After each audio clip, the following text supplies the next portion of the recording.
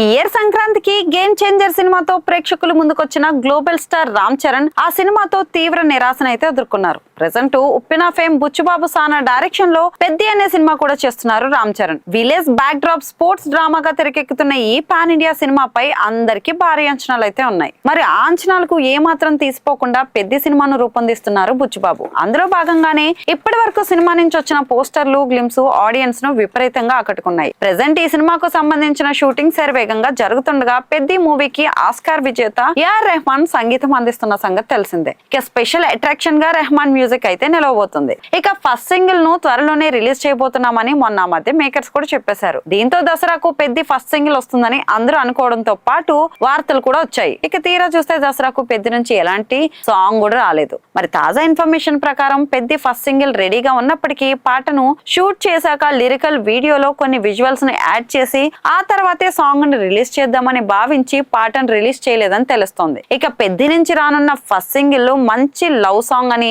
రెహమాన్ ఆ సాంగ్ ను చాలా ఫ్రెష్ గా కంపోజ్ చేశారని యూనిట్ సభ్యులు అంటున్నారు. జాన్వీ కపూర్ హీరోయిన్ గా నటిస్తున్న ఈ సినిమాలో జగపతి బాబు, శివరాజ్ కుమార్ కీలక పాత్రలో నటించనుండగా పెద్ది సినిమా వచ్చే ఏడాది మార్చి 27న ప్రేక్షకుల ముందుకైతే రాబోతుంది.